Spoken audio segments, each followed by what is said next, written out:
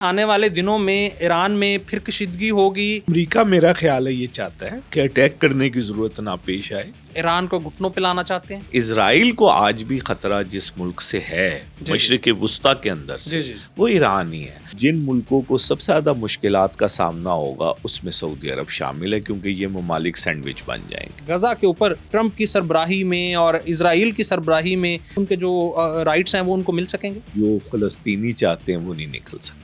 Nitin Yahoo نے صاف لفظوں میں کہہ دیا ہے کہ ہم کسی صورت میں اسے ایکسیپٹ نہیں کریں گے. اس طرح سے ہم اپنے اٹوٹ ہنگ کو حاصل کریں گے اور اسی طرح سے ہم غزہ کا ساتھ دیں گے. آپ کیا سمجھتے ہیں کہ پاکستان کو اٹیک کر دینا چاہیے؟ ترکی ابتدائی ملکوں میں جنہوں نے اسرائیل کو تسلیم کر لیا. ٹرمپ چاہ کیا رہا ہے؟ انرجی اور جو آبی گزرگاہیں ہیں یہ دو چیزیں جس کے کنٹرول میں ہوگی وہی سپر پاور. یہ جو تعلقات ہیں پاکستان کے امریکہ کے ساتھ انڈیا سے زیادہ بہتر کیوں ہو گئے ہیں؟ پاکستان نے ٹرمپ صاحب کے آنے کے ساتھ ہی شریف اللہ کو پکڑ کر ٹرمپ صاحب کے حوالے کر یہ ان کی بڑی جے جے کار ہو گئی. سی پیک جو کہ ہماری ترقی کا ضامن بھی ہے، گورنمنٹ جو ہے وہ مسلم لیگ کی دوبارہ سے آ گئی ہے، پھر جو پروگریس ہے جس طرح سے ہونی چاہیے اس طرح سے نہیں ہو پا رہی. پاکستان نے کہا اس میں کرپشن ہو رہی ہے، یہ ہو رہا ہے، فلانا ہو رہا ہے، دھماکہ ہو رہا ہے. وہ انڈسٹری ویتنام چلی گئی.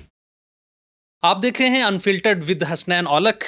ناظرین، عالمی منظر نامے کے اوپر کیا چل رہا ہے، ان ساری صورتحال پہ آج ہم نے ڈسکس کرنی ہے. آیا کہ ایران اور اسرائیل کا جو کنفلکٹ چل رہا ہے وہ کس جانب دنیا کو لے کے جائے گا، اور امریکہ جو ہے جو کہ سپر پاور ہے اور اس کے پاس B-2 بمبار ہیں جس سے 2025 میں اس نے ایران کے اوپر اٹیک بھی کیے، اور جو ان کے جوہری تنصیبات تھیں آیا کہ وہ مکمل طور پر تباہ نہ ہو سکی. ایران کا یہ دعویٰ ہے. اس کے علاوہ عالمی منظر نامے کے اوپر پاکستان کس کروٹ جا رہا ہے، اور ہمارے جو ہمسایہ ممالک ہیں ان کے ساتھ پاکستان کے کیسے تعلقات ہیں، اسپیشلی چائنا کے ساتھ.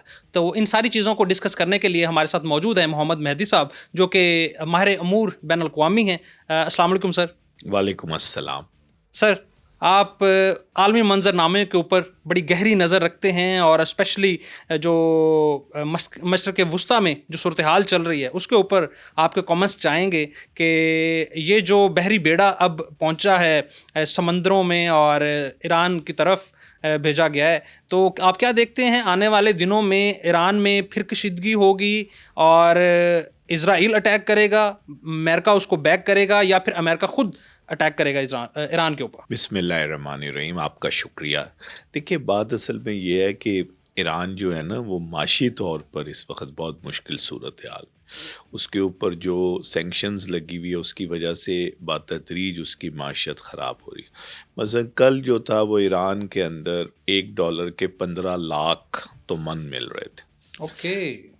اور جس وقت یہ واقعہ ہوا تھا سر جو وہاں پر کشیدگی پیدا ہوئی تھی تو اس وقت 14 لاکھ مل رہے تھے، تو وہ 1 لاکھ بڑھ گئے.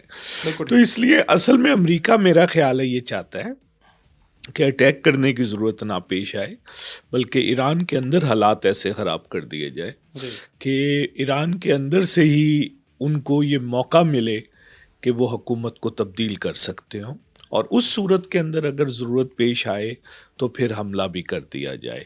ادروائز اب وہ کوشش یہ کر رہے ہیں کہ معاشی طور پہ اس کی ناکہ بندی کر کے اس کے اندر کے حالات کو خراب کیا. ایران کو گھٹنوں پہ لانا چاہتے ہیں. لازمی بات ہے کہ ایران جو ہے وہ دنیا کا دوسرا بڑا ملک سمجھا جاتا ہے گیس کے حوالے سے، اور تیل میں بھی وہ دنیا کے پہلے 5 ملکوں میں ہے. 1979 سے پہلے ان تمام تیل اور گیس کے اوپر اصولی طور پہ امریکہ کی حکومت تھی. 1979 کے بعد امریکہ کی حکومت نہیں رہی. امریکہ اب دوبارہ سے یہ چاہتا ہے کہ جو بھی توانائی کے مراکز ہیں وہ اب 2 طرح کے ہو گئے. ایک پہلے تو آئل اینڈ گیس ہی ہوتا تھا، اب منرلز بھی اس کے اندر آ گئے. تو وہ جو ہے وہ ایران کو چاہتا ہے کہ ایران جو ہے وہ اس کی بات کو سنے، اس کی بات کو مانے. اور دوسرے نمبر پہ ایران کی جو محلہ وقوع ہے وہ سینٹرل ایشیا کے ساتھ افغانستان کے معاملات اچھے نہیں ہیں، اور افغانستان کے راستے سے تجارت کرنا مشکل ہے. تو سینٹرل ایشیا دنیا کے ان خطوں میں شامل ہیں جو ریچسٹ خطے ہیں منرلز کے حوالے سے. جی بالکل. اور ایران جو ہے اس نے اشک آباد سے لے کے تہران تک ریلوے لائن بھی بنائی ہوئی ہے، اور سڑک بھی ہے. تو یہ سب سے آسان رستہ ہوگا ان منرلز کو لے کر آنے کا. تو یہ دونوں وجوہات ہیں جس کی وجہ سے وہ چاہتے ہیں. پھر ایک اور بات بھی ہے, ایران جو ہے وہ مشرق وسطیٰ کے ممالک کے ساتھ جڑا ہوا ہے اور مشرق وسطیٰ کے ہر مسئلے کے اندر وہ شامل ہے. بالکل ایسا ہی. ایک زمانے میں صورتحال یہ تھی کہ تہران سے لے کے بیروت تک اس کی ایک سپلائی لائن بن گئی تھی اور وہ اس سپلائی لائن پہ قابو رکھتا تھا. اب وہ نہیں رہا. بالکل ٹھیک. لیکن اسرائیل کو آج بھی خطرہ جس ملک سے ہے مشرق وسطیٰ کے اندر سے وہ ایران ہی ہے. تو اسرائیل کو بھی اس خطرے سے باہر نکالنے کے لیے ضروری ہے کہ 79 سے پہلے والی حکومت ہو. اگر آپ کو یاد ہو تو 79 سے پہلے والی جو حکومت تھی اس نے اسرائیل کو سفارتی تعلقات بنائے ہوئے تھے. وہ اسرائیل کو مانتا تھا وہ ملک. یہ 79 کے بعد صورتحال میں تبدیلی آئی. تو یہ مقاصد ہے جو امریکہ حاصل کرنا چاہتا ہے. میرا خیال ہے کہ وہ جنگ نہیں کرنا چاہتا, وہ معاشی طور پہ مزید پرابلم کریٹ کرنا چاہتا ہے. ایران کے اندر سے چاہتا ہے کہ ایسی صورتحال پیدا ہو جائے. لیکن سر رجیم چینج کی یہ 5ویں بار ہے, ہم نے دیکھا ہے کہ وہ کامیاب نہیں ہو پا رہا, ناکام ہو رہا ہے. جس طرح سے جو ایران میں لوگ ہیں وہ حکومت کے حق میں باہر نکلے ہیں, پھر پاسداران انقلاب کی جانب سے جو کارروائی کی گئی ہے. آیا کہ جو ٹرمپ ہے وہ کہتا ہے کہ میں نے 800 اور کچھ جو پھانسیاں ہیں وہ وہاں پر رکوا دی ہیں, اور اگر وہ ایسے حالات نہ بنتے تو ڈیفینیٹلی ان کو ہینگ کیا جانا تھا. اور سر ایران ہی اٹھاتا ہے مشرق وسطیٰ میں, اس لیے اس کی سرکوبی کی جائے سب سے پہلے. دیکھیے ایران کی بات یہ ہے کہ 79 کے بعد وہاں اسلامی انقلاب آیا, اور اس انقلاب جہاں کہیں بھی آتا ہے نا, اس نے ایک اسٹرینتھ لینی ہوتی ہے اپنے ملک سے اور ایک اس سے باہر سے. بالکل. تو اسلامی انقلاب کی جو شاخیں تھیں وہ باہر حزب اللہ کی شکل میں ہمیں نظر آئی, حوثیز کی شکل میں نظر آئی. تو وہ ایک پرابلم کریٹ کر دیا اس نے پورے مشرق وسطیٰ کے اندر, ایک بھوچال کی کیفیت لے آئے. تو اسے سنبھالتے سنبھالتے اسرائیل اور امریکہ اب اس نتیجے تک پہنچا ہے کہ اسے کافی کمزور کر دیا. بالکل. اب فائنل جو ہے ہٹ وہ ایران کی رجیم پر ہے جس کی وجہ سے یہ سب کچھ ہوا تھا. بالکل ٹھیک. اب میرا یہ خیال ہے کہ ایران کے اندر وینزویلا والی کاروائی کرنا امریکہ کے لیے دشوار ہے. ہاں, جو حسن نصر اللہ کے خلاف ہوئی تھی کاروائی, اس قسم کی کاروائی ایرانی سپریم لیڈر کے خلاف ہو سکتی ہے. تو اس سے ایرانی سپریم لیڈر کس حد تک بچ سکتے ہیں, یہ ایک بہت بڑا سوال ہے. جہاں تک پاسداران انقلاب کی بات ہے, دیکھیں ایران میں 2 سسٹم ہے, ایک نیشنل آرمی, ایک پاسداران. پاسداران کا جتنا بھی سیٹ اپ ہے وہ سب خامنائی صاحب کے گرد ہے. بالکل ٹھیک. تو وہ تو یہی کہیں گے. لیکن دیکھنے والی بات یہ ہے کہ اگر خدا نخواستہ وہاں حملہ ہو جاتا ہے تو وہ اتنے کیپیبل ہیں کہ وہ امریکہ کو روک سکے. تو یہ ایک سوالیہ نشان. چلیں سر اسی پہ آپ ایک سوال لے لیں کہ جب اکتوبر 2025 میں امریکہ نے ان کے جوہری تنصیبات کے اوپر ایران کے حملہ کیا, تو جس طرح سے ایران نے رسپونڈ کیا, تو ایرانی جو ملٹری ہے ان کے جو نمائندہ ہیں انہوں نے یہ کہا ہے کہ 2025 کی نسبت ہم نے اپنے جو اثاثے ہیں ان کو 10% ہم نے زیادہ بڑھا کر بنایا ہے, اور ہم 2025 کی نسبت اب جو ہیں وہ بہت زیادہ تیار ہیں. ایک دوسرا یہ کہ اگر دوبارہ ایسا ہوتا ہے, ایسا ہم کلیش دیکھتے ہیں اسرائیل اور امریکہ کی جانب سے ایران کے خلاف, تو بیک دا اینڈ اس کو چائنا سپورٹ کرے گا, اور پاکستان کہاں کھڑا ہوگا, اور جو دوسرے ہمارے اسلامی ممالک ہیں اسپیشلی سعودی عربیہ کا اس پہ کیا سٹانس ہوگا؟ دیکھیے بات اصل میں یہ ہے کہ ایران پہلے بھی بہت ساری باتیں کہہ رہا تھا کہ ہم نے یہ کر لیا, لیکن ہم نے دیکھا کہ رزلٹ اس طرح نہیں نکل سکا. جی بالکل. تو ایران ابھی بھی کہہ رہا ہے. میں بھی پچھلے ہفتے کے اندر 2 دفعہ ایران کی یونیورسٹیز سے پاکستان سے بات کرنے کا موقع ملا ہے. تو ایران میں ابھی بھی یہ کہا جا رہا ہے کہ ایران جو ہے اس نے ڈیولپمنٹ کے ساتھ ساتھ اپنے میزائلوں کو اسرائیل کے یا ان اڈوں کے قریب کر دیا ہے, کیونکہ سب سے بڑا مسئلہ تھا ٹائمنگ کا. جو ایران سے ایک میزائل چلتا تھا وہ پہنچتے 30 سے 35 منٹ لگاتا تھا. تو ایران یہ کہہ رہا ہے کہ ہم نے اس وقت کو کم کر دیا. دیا ہے. تو ہو سکتا ہے کہ یہ بات درست ہو, یہ تو خدا نہ خواستہ جنگ ہوئی تو پتہ چلے گا. لیکن جہاں تک آپ بات کر رہے ہیں کہ بیک کون کرے گا, دیکھیں بیک جو ہے نا وہ تمام وہ ممالک کریں گے جو یہ سمجھتے ہیں کہ کہیں پر بھی طاقت کے زور پہ رجیمز کو چینج نہیں کرنا چاہیے. رجیم چینج اپنی عوام کے ذریعے سے ہونی چاہیے. اور پاکستان دنیا کا ابتدائی ملکوں میں سے ہے جو طاقت کے زور پہ رجیم چینج کرنے کے حق میں نہیں ہے. بالکل ٹھیک. ہمیں 2016 کی تقریر یاد ہے یونائٹڈ نیشن میں اس وقت کے وزیر اعظم نواز شریف کی, کہ انہوں نے کہا کہ جو سیریا ہے اس میں طاقت کے زور پر آپ تبدیل مت کریں. اس لیے جو ہے نا وہ ہم تو ہر صورت میں یہ چاہیں گے کہ طاقت پہ. دوسری بات یہ ہے کہ جو اگر اسرائیل ہمارے بارڈر تک آ جاتا ہے تو یہ بھی ہمارے لیے ایک پریشان. اب رہا چائنا بھی یہی والی بات کر رہا ہے, لیکن ہوتا یہ ہے کہ یہ گفتگو تو ہو سکتی ہے, سلامتی کونسل کے اندر اس پر گفتگو ہو سکتی ہے, لیکن یہ کوئی سمجھے کہ کوئی ایران کے خاطر جا کر لڑے گا امریکہ کے ساتھ, تو مجھے ایسی کوئی صورتحال نظر نہیں ہے. سعودی عربیہ بالکل اس وقت یہ چاہتا ہے کہ ایران پر ایسا حملہ نہ ہو, کیونکہ اگر یہ رجیم تبدیل ہوتی ہے اور پرو اسرائیل رجیم آ جاتی ہے تو جن ملکوں کو سب سے زیادہ مشکلات کا سامنا ہوگا اس میں سعودی عرب شامل ہے, کیونکہ یہ ممالک سینڈوچ بن جائیں گے. بالکل ٹھیک ہے. تو پاکستان, ترکی, سعودی عربیہ, چائنا, یہ کوئی بھی نہیں چاہتا کہ ایران پر حملہ ہو. بالکل ٹھیک ہے. تو یہ سچویشن. تو سر واضح سٹانس جو لینا ہے, جس طرح سے ہم کہتے ہیں کہ پاکستان جو ہے, ہم ابھی جو بورڈ آف پیس ٹرمپ کی جانب سے ٹرمپ شو کہہ لیں, ہم نے ٹرمپ نے جو اپنا شو کیا, تو غزہ کی صورتحال کے تناظر میں پاکستان نے جو وہاں پر جا کر ایگریمنٹ کیا, جو سائن کیے, آپ اس کو کیسے دیکھتے ہیں؟ اور دوسرا یہ کہ اب غزہ کے اوپر آپ سمجھتے ہیں کہ اس طرح سے بات ہو سکے گی, یا پھر ان کے جو کاز ہے اس کو ٹرمپ کی سربراہی میں اور اسرائیل کی سربراہی میں پھر سے ان کے جو رائٹس ہیں وہ ان کو مل سکیں گے؟ دیکھیے بات یہ آپ نے دو سوال کر دی. ایک آپ کا سوال ہے کہ امریکہ اور اسرائیل کے ہوتے ہوئے کوئی سلوشن نکل سکتی ہے. نہیں نکل سکتی. جو فلسطینی چاہتے ہیں وہ نہیں نکل سکتے. نیتن یاہو نے صاف لفظوں میں کہہ دیا ہے کہ ہم کسی صورت میں اسے ایکسیپٹ نہیں کریں گے کہ یہ ایک علیحدہ ریاست ہے. اب رہ گیا کہ کیا پاکستان اس میں شامل نہ ہوتا؟ ایسا ہو سکتا تھا؟ نہیں ہو سکتا تھا, کیونکہ پاکستان کی فائنینشیل پوزیشن اس بات کی اجازت ہی نہیں دیتی ہے کہ وہ کوئی ایسا فیصلہ کر سکے جس سے وہ ناراض کر دے ویسٹ کو. خاص طور پہ IMF کے پروگرام میں ہوتے ہوئے یہ ممکن نہیں تھا. ہاں اب ہو گیا شامل. اب شامل ہونے کے بعد پاکستان نے کیا کرنا ہے؟ پاکستان تو یونائٹڈ نیشن میں بھی شامل ہے, اسرائیل بھی بیٹھتا ہے, امریکہ بھی بیٹھتا ہے, یونیسکو میں بھی شامل ہے, یونیسیف کے اندر بھی شامل ہے. تو اس سے کوئی اسرائیل کو اس نے ایکسیپٹ نہیں کر لیا ہوتا.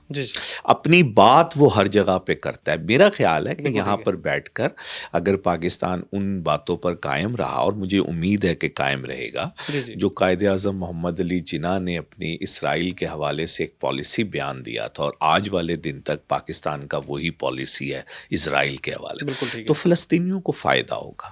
میں ذاتی طور پہ یہ بات جانتا ہوں کہ اس ساری لڑائی کے دوران پاکستانیوں نے بھرپور ساتھ دیا ہے فلسطین کا, فلسطینی عوام کا, اور پاکستان سے حماس بھی خوش رہی ہے. اور پاکستان نے کوشش کری ہے کہ جو آپ کو یاد ہوگا نیو یارک میں میٹنگ ہوئی تھی, میں اس وقت نیو یارک میں ہی تھا, تو 1+8 کی, تو اس کے اندر پاکستان نے پوری کوشش کی تھی کہ ایران کیا چاہتا ہے, کیونکہ ایران اس کا حصہ نہیں تھا, امریکہ نے نہیں بنایا تھا, اور اسی طرح پاکستان نے پوری کوشش کی تھی کہ فلسطین کیا چاہتا ہے, اور پاکستان نے ان دونوں باتوں کو جوڑ کر اپنا مدعا پیش کیا تھا. تو مجھے یقین ہے کہ پاکستان آنے والے وقت کے اندر بھی ان کو اکیلا نہیں چھوڑے گا, اپنی پالیسی کے مطابق چلے گا, اسرائیل کو کسی صورت میں ایکسیپٹ نہیں کرے گا, کیونکہ پاکستان بھی ان اسلامی ممالک میں شامل ہے جو, اور اسلامی ملک ہی نہیں اس سے ہٹ کر بھی, جو 2 اسٹیٹ کی بات کرتے ہیں. تو پاکستان اپنے اس موقف پہ قائم رہے گا. 2 اسٹیٹ کا تو مطلب یہی ہوگا نا جی, کہ ہم جہاں پر فلسطین کو تسلیم کرتے ہیں ساتھ میں اسرائیل کو بھی. سر دوسرا کویشچن یہ لے لیجئے کہ کیا جس طرح سے ہم نے غزہ میں اپنے مسلمان بہن بھائیوں کا ساتھ دیا ہے, یا پھر جس طرح سے ہم نے کشمیر کا مدعا لڑا ہے, کہ کشمیر ہم دیکھتے ہیں, ہم کہتے ہیں ہمارا 2 ٹنگ ہے, چونکہ یہ بھی ایک انٹرنیشنل ایشو ہے, اس کو ہم اس لیے ڈسکس کر رہے ہیں. تو ہم نے ہمارا جو سٹانس رہا ہے, کبھی ہم کشمیر کاز کو بیچ دیتے ہیں, کبھی ہم اس کے لیے نمازوں کے بعد نفل پڑھتے ہیں, کبھی ہم ان کے لیے دعا کرتے ہیں, مسلح بچھا لیتے ہیں, خاموشی اختیار کرتے ہیں. کیا اس طرح سے ہم اپنے اٹوٹ ہنگ کو حاصل کریں گے اور اسی طرح سے ہم غزہ کا ساتھ دیں گے؟ آپ کیا سمجھتے ہیں کہ پاکستان کو اٹیک کر دینا چاہیے, پاکستان کو حملہ کر دینا چاہیے؟ نہیں ہوتا ایسا انٹرنیشنلی. پاکستان جو ہے ایک ملک کے طور پر ہے, پاکستان وہی بات کرے گا جو بات کی جا سکے. دیکھیں یہ سعودی عربیہ کی پروپوزل تھی 2 اسٹیٹ کی, ٹھیک ہے, اور پاکستان اور باقی تمام دنیا کے ممالک, پہلے تو صرف اسلامی اور اب یورپ اور اسپین اور پتہ نہیں کون کون, یہ سب 2 اسٹیٹ کے اوپر چلے گئے کہ چلو اس سے بہتر کہ کچھ بھی نہ ہو تو کچھ مل جائے. اور یہ شرط رکھی گئی کہ جب تک کہ 2 اسٹیٹ نہیں بن جاتی اسرائیل کو ہم تسلیم نہیں کریں گے. بالکل. اور پاکستان آج بھی اسی موقف پہ کھڑا ہے. اب رہ گئی کشمیر کی بات. کشمیر کے اوپر پاکستان اور ہندوستان کے درمیان متعدد جنگیں ہو چکی ہے. پاکستان نے ہمیشہ جنگ کے اندر اور جنگ سے ہٹ کر بھی اخلاقی طور پر, سفارتی طور پر کشمیر کا ساتھ دیا ہے. اور اگر خدا نہ خواستہ کشمیر میں آج بھی صورتحال غزہ جیسی پیدا ہو جائے تو میں سمجھتا ہوں کہ پاکستان اس پر پھر ہر قسم کی کارروائی کرے گا. غزہ کو اور کشمیر کو پاکستان کے ساتھ آپ ملا کے نہیں دیکھ سکتے. کشمیر جو ہے وہ ایک انفنشڈ ایجنڈا ہے سب کانٹیننٹ کی تقسیم کا, اور پاکستان اس میں ایک فریق کے طور پر شامل ہے. جو فلسطین والا میٹر ہے نا, اس میں ایک تو پاکستان ادھر ہے نہیں, پاکستان ایک اجمی ملک ہے, اس کی سرحد نہیں لگتی. پاکستان جو کچھ کر سکتا تھا, میں یہاں پر ساری تفصیل میں جا نہیں سکتا کیونکہ کچھ جگہوں پہ رکاوٹ ہے تو, لیکن پاکستان نے, میں آپ کو یقین دلا رہا ہوں, پاکستان نے جتنا ساتھ دیا ہے اور پاکستان کے لیڈرشپ نے جتنا ساتھ دیا, اتنا اور کسی اسلامی ملک نے اس پچھلے 2-2.5 سال کے اندر, حتیٰ کہ بڑا جملہ ہو جائے گا, ایران سے بھی زیادہ پاکستان نے ساتھ دیا ہے غزہ کے معاملے پر بھی اور ایران کی بیکنگ کے معاملے پر. ترکیہ کو یہاں پہ کیسے دیکھتے ہیں آپ؟ دیکھیں ٹرکیہ وہ ملک ہے جس نے اسرائیل کو تسلیم کیا ہوا ہے, اور ٹرکیہ کا اس کے ساتھ ایک بزنس ریلیشن ہے. ٹرکیہ میں اور پاکستان میں بہت زیادہ فرق ہے. ترکیہ جو ہے وہ اپنے اس خطے میں رہتے ہوئے, ترکیہ اور اسرائیل آمنے سامنے ہے, تو پاکستان کے معاملات اور طرح کے ہیں. تو اس لیے جو ہے وہ ٹرکیہ کا اور پاکستان کا آپ کمپیریزن نہیں کر سکتے. ٹرکیہ کے اندر جس وقت ترکی ابتدائی ملکوں میں جنہوں نے اسرائیل کو تسلیم کر لیا, ہم نے آج والے دن تک اسرائیل کو تسلیم نہیں کیا, تو دونوں میں بڑا فرق ہے.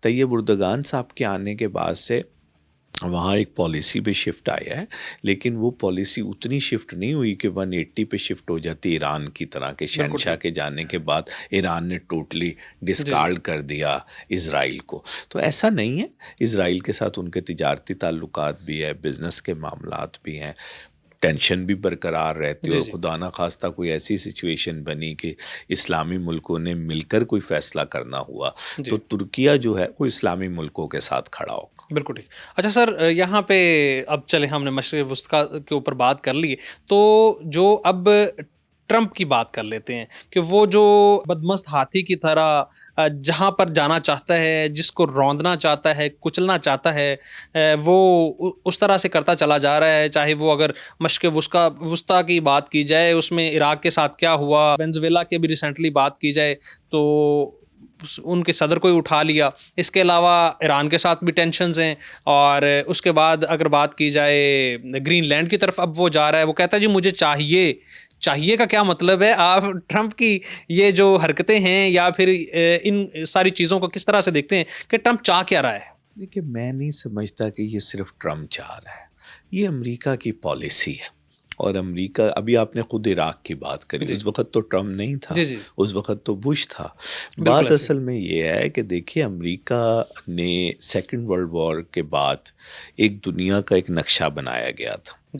اس نقشے کے اندر سب سے زیادہ اہمیت ان ملکوں کی تھی جن کے پاس گیس اینڈ پیٹرول تھا. آج دنیا کے اندر ان ملکوں کے ساتھ ساتھ ان ملکوں کی بھی بڑی اہمیت ہے جو منرلز رکھتے ہیں یا جو آبی گزرگاہیں رکھتے ہیں. بالکل.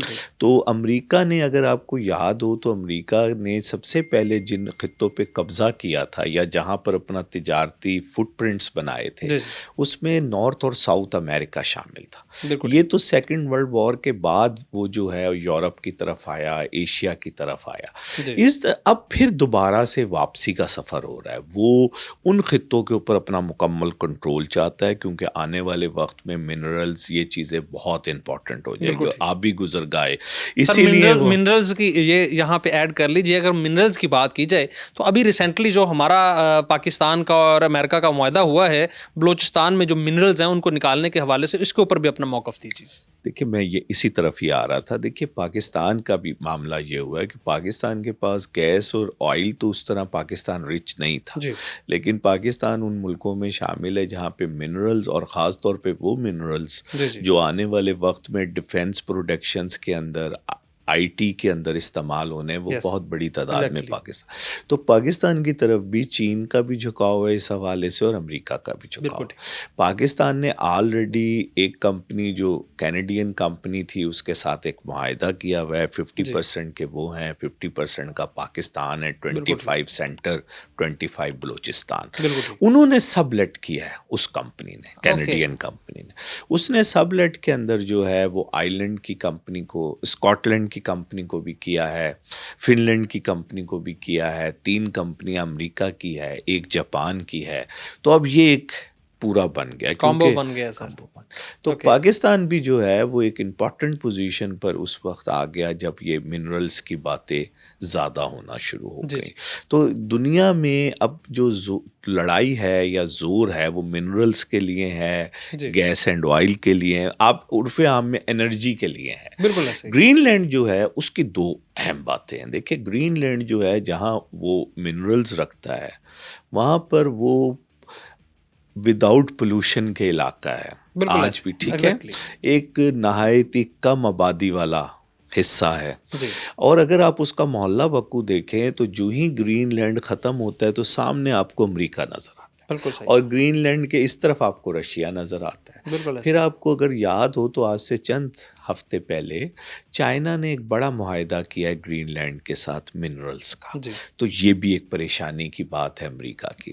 تو امریکہ کے لیے بنیادی طور پہ منرلز کے ساتھ ساتھ سیکورٹی بھی ایشوز ہے, کیونکہ اگر امریکہ پہ حملہ ہوتا ہے, اگر ایسا وقت آتا ہے تو گرین لینڈ کا سے جو علاقہ امریکہ تک جاتا ہے یہ سب سے زیادہ مناسب علاقہ ہوگا نیوی کے اوپر حملہ کرنے کے لیے, اٹیک کرنے, نیوی کے حوالے سے. گرین لینڈ سے امریکہ کے اوپر ڈائریکٹ حملہ کیا جا سکتا ہے. دیکھیے صرف اب بیچ میں سمندر ہی ہے اور کچھ نہیں. بالکل ٹھیک ہے. تو آپ نے جو بھی روکنا ہے وہ سمندر کے اندر آ کے روکنا ہے. اگر کل کو ایسی صورت پیدا ہو جاتی ہے کہ روس کے ساتھ ایسی کوئی جنگ ہو جاتی ہے یا پھر روس اور چائنا اور سارے مل کے اگر کچھ بھی سچویشن بنتی ہے تو سیکورٹی کے حوالے سے جو لوگ, جو اڈے گرین لینڈ میں رکھے ہوئے ہوں گے جن ملکوں نے, وہ ملک جو ہیں وہ اس خطے کے اندر بالادستی کے حوالے سے مضبوط ہو. اور یہ ایک گزرگاہ بھی ہے, سمندر بھی ہے, یہاں پہ پانی ہے, یہاں پہ سب کچھ ہے.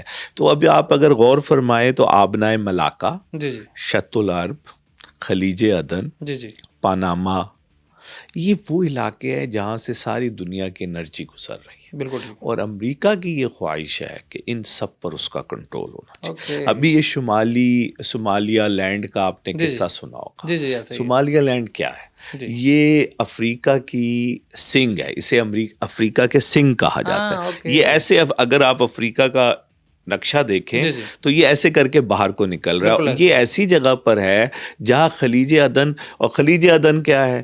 خلیج عدن یہ ہے کہ سعودی عربیہ سے لے کر اسرائیل تک اور اسرائیل سے لے کے یمن تک جتنی بھی تیل کی ٹرانسپورٹیشن ہے. اور اگر آپ کے نالج میں ہی ہوگا میرے سے زیادہ کہ یہ جو سی پیک ہے نا, یہ سی پیک بھی گوادر تک پاکستان میں, اس سے آگے بی آر آئی ہے.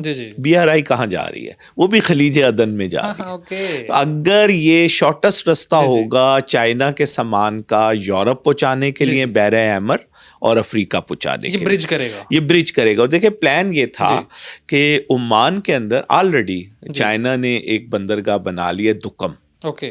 پاکستان کی جب گوادر کی بندرگاہ بننے کے بعد تو یا تو اس پہ پل بنایا جانا تھا یا کیپسول بنایا جانا تھا، اور یہ دنیا کا فاسٹسٹ ٹریک ہوتا، اور آپ دوسری طرف جو ہے وہ بحر احمر میں خلیج عدن میں نکل جاتے. آپ عمان کو یوز کرتے اور عمان کے ساتھ آپ یمن پہنچتے اور آپ ادھر نکل جاتے. تو حوثیوں نے جتنا اسرائیل پر حملہ کیا وہ اسی علاقے سے کیا.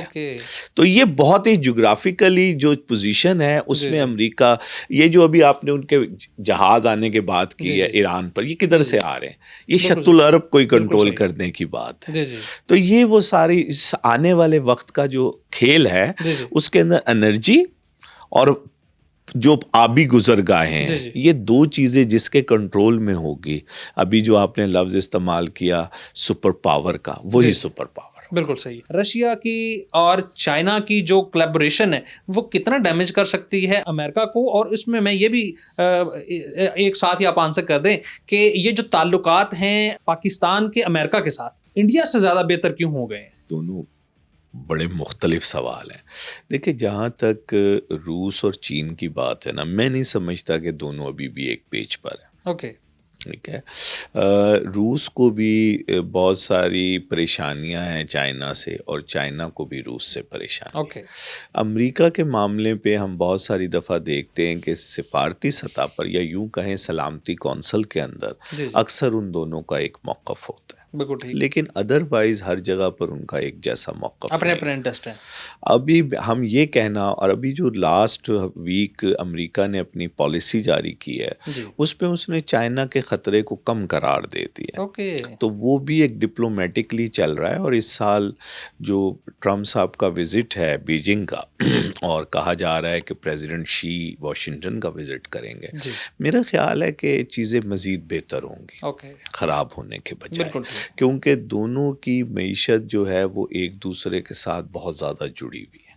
رشیا اس سینس کے اندر اس طرح معیشت کے اندر نہیں. دیکھیں، کولڈ ورلڈ وار کی بات لوگ کرتے ہیں. اس زمانے میں رشین بلاک جسے وارسا کہا جاتا تھا، نیٹو کے ساتھ ان کی کوئی تجارت نہیں تھی. دونوں اپنے اپنے کام کرتے. آج کی دنیا اور طرح کی ہے. آج امریکہ سب سے بڑا خریدار ہے چائنیز پروڈکٹس کا. بالکل ایسے. اور اسی طرح چائنا خریدار ہے امریکہ کی ٹیکنالوجی کا. یا آپ جسے آج کے زمانے میں نالج کی بات کر رہے ہیں اس کی ٹرانسفریشن.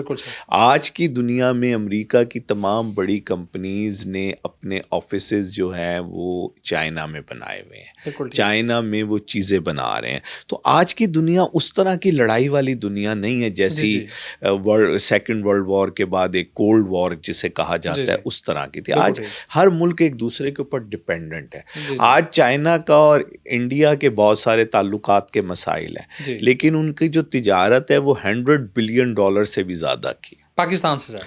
پاکستان کی تو کچھ بھی نہیں ہے نا. پاکستان کی تو اونلی $20 بلین ہے، جس میں سے $3 بلین پاکستان بھیجتا ہے. کہ وہ پاکستان میں انہوں نے بیلٹ اینڈ روڈ انیشیٹو کے تحت یا پھر سی پیک 2.0 کے تحت جو ادھر انویسٹ کیا، یہ کچھ بھی نہیں ہے. یہ اس کے مقابلے میں کچھ بھی نہیں ہے جو ان کا آپسی تجارتی معاملات ہے. تو اس لیے نا میں نہیں سمجھتا کہ امریکہ کے مخالفت میں روس اور چائنا آج والے دن ایک پیج پر ہے. میں نہیں سمجھتا. بالکل.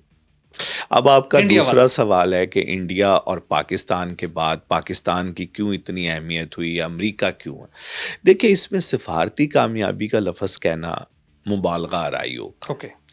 مئی سے پہلے بھی تو پاکستان ہی تھا. بالکل ایسے. اور سب کچھ ہو رہا تھا، فورن آفس بھی اپنی جگہ تھا، لیکن ایسا نہیں ہو رہا تھا. اس میں دیکھیں 2-3 باتیں ہیں. مئی سے پہلے تو یہ ہوا کہ پاکستان نے ٹرمپ صاحب کے آنے کے ساتھ ہی شریف اللہ کو پکڑ کر ٹرمپ صاحب کے حوالے. بالکل ایسے. یہ ان کی بڑی جے جے کار ہو گئی. وہ بندہ جس نے کابل کے اوپر امریکن میرینز کو مارا تھا، وہ آپ نے پکڑ کے، جس کے پیچھے سال سے امریکہ لگا ہوا تھا اور امریکہ کچھ نہیں کر سکا. پاکستان نے پکڑ کے ان کے حوالے کر دی. پھر اس کے بعد یہ ہوا کہ مئی میں اللہ نے آپ کو ایک ایسا موقع دے دیا کہ آپ جنگ جیت گئے. اس کے بعد میں نے خود دنیا میں بہت ساری جگہ جانے کا اتفاق ہوا ہے. صورتحال ہی بدل گئی. بالکل ایسا ہی. دیکھیے پچھلے 10-20 سال میں پاکستانی بھی اور پاکستان سے باہر بھی عمومی خیال یہ ہو گیا تھا کہ اب کمپیریزن نہیں ہے بٹوین انڈیا اینڈ پاکستان. لیکن آج سچویشن بالکل اور رخ اختیار کر گئی. خاص طور پہ اسلامک ورلڈ کے اندر ایک دفعہ دوبارہ آپ اس جگہ پہ کھڑے ہو گئے جہاں پر آپ بنگلہ دیش بننے سے پہلے کھڑے تھے. بالکل ٹھیک ہے. آج وہ دنیا یہ سمجھ رہی ہے کہ بھئی یہ ایک ملک ہے جو ہمیں شیلٹر دے سکتا ہے. انڈیا کے کمپیریزن میں پاکستان کا جو معیار ہے وہ بلند ہوا ہے انٹرنیشنلی. ایکسیپٹ اس کے کہ وہ ہم سے بہت بڑی معیشت ہے, ایکسیپٹ اس کے کہ وہ ٹیکنالوجی میں بہت آگے ہے, ایکسیپٹ اس کے کہ وہ بہت بڑا ملک ہے, ہمارے ریسورسز ویسے نہیں ہیں. میرا خیال ہے ٹیکنالوجی میں تو شاید کہنا ذرا ذاتی ہو جائے گی, اس میں تو شاید ہم برابر ہیں, لیکن کیونکہ وہ ایک بڑا ملک ہے, سر آئی ٹی میں تو وہ ہم سے بہت آگے ہیں. سر دیکھیں آئی ٹی میں اگر وہ ہم سے بہت آگے تھے تو اس جنگ کے اندر جو سائبر رزلٹ آیا ہے وہ تو سر اس میں تو ہمارا ترکیہ اور چائنا ان کی پارٹیسپیشن بھی ہے نا, جو انہوں نے ہمیں سپورٹ کیا. یہ تو وہ بات ہے جو ہوائی بات ہے, سینہ گزٹ بات ہے. کیا کسی دن چین نے کہا ہے کہ ہم نے آپ کی یہ والی مدد کری ہے, یا پاکستان نے کہا ہے کہ چین نے ہماری میرا خیال ہے یہ بات زیادہ ہے جہاں تک میں سمجھتا ہوں. یہ اتنی زیادہ وہ نہیں ہے. چائنا نے بالکل آپ کو ہتھیار دیے, آپ نے ان سے خریدے, آپ 82% ہتھیار چائنا سے خریدتے ہیں, وہ ایک علیحدہ بحث ہے, لیکن اس کو گڈ مڈ نہیں ہمیں کرنا چاہیے. نہیں تو اس تناظر میں جب ہمارا انڈیا کے ساتھ ہماری جنگ ہوئی ہے تو اس میں جب انہوں نے ہمیں ٹیکنالوجی دی ہے یا پھر سیٹلائٹ کے تھرو ہمیں جو ہیلپ آؤٹ کیا ہے, آپ اس کو کنسیڈر نہیں کرتے؟ نہیں, میں یہ نہیں کہہ رہا کہ انہوں نے ہمیں ہتھیار یا پھر جو ترکیہ نے ہمیں وہ جو ڈرونز دیے ہیں, میں یہ نہیں کہہ رہا کہ انہوں نے, ہم نے خریدے. روس نے بھی بہت سارے, انڈیا نے بھی بہت سارے ملکوں سے خریدے, اس نے فرانس سے بھی خریدے, اس سے بھی خریدے, فلانے سے. یہ تو ہوتا ہے. اس کا استعمال کس نے کر کے دکھایا؟ وہ استعمال ہم نے کر کے دکھایا. تو یہ والی بات. اس کے اندر ریفارمز کس نے کی؟ مثلا ان طیاروں کے اندر نئی چیزوں کو انجیکٹ کس نے کیا؟ یہ اور باتیں ہیں نا سر. تو پاکستان کی جو امریکہ کے ساتھ آپ بات کر رہے ہیں نا, اس کے بعد جنگ کے بعد یہ ہوا کہ امریکہ کو ایک احساس ہوا کہ یار یہ معاملہ تو اور طرح کا. پاکستان اب اس سے 25 سال کے بعد تیل خرید رہا ہے امریکہ سے. پاکستان اس سے سویابین خرید رہا ہے. لیکن سر میں ادھر سے آپ کو ٹوکنا چاہوں گا, یا کیا وہ کاسٹ افیکٹو ہے جو ہم آئل امریکہ سے خرید رہے ہیں؟ جی بالکل وہ اسی طرح ہی ہے, کیونکہ انٹرنیشنل مارکیٹ میں آئل پرائس ایک جیسی ہوتی ہے.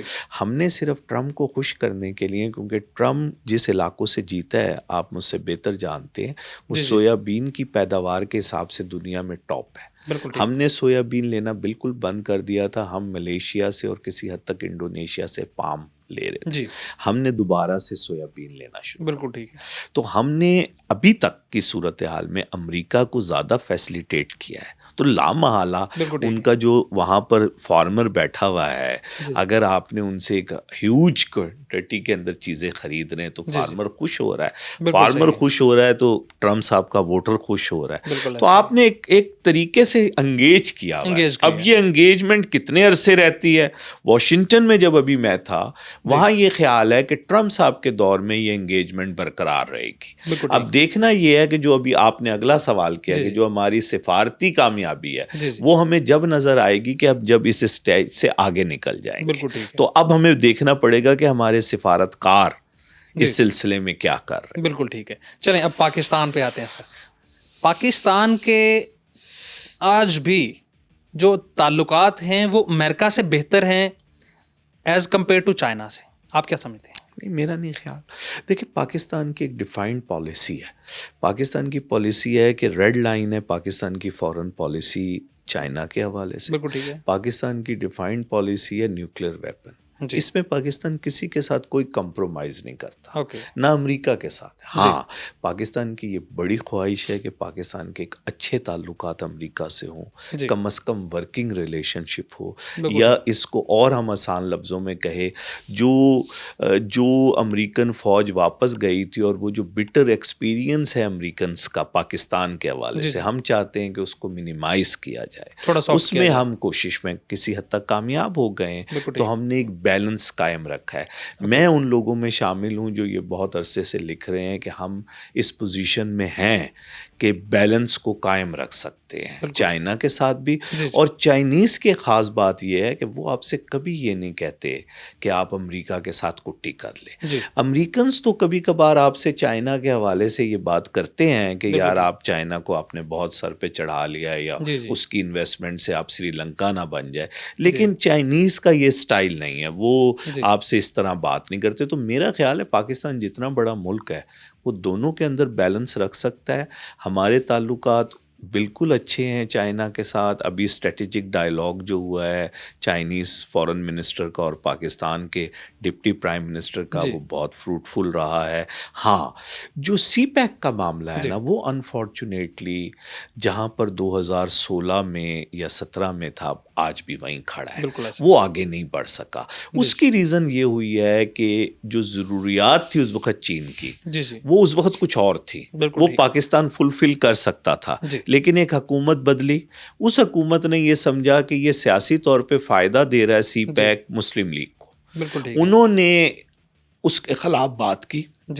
پرائم منسٹر عمران خان صاحب نے بھی, اور جو ان کے رزاق داؤد صاحب تھے انہوں نے ایک کالم لکھ دیا فائنینشل ٹائم میں.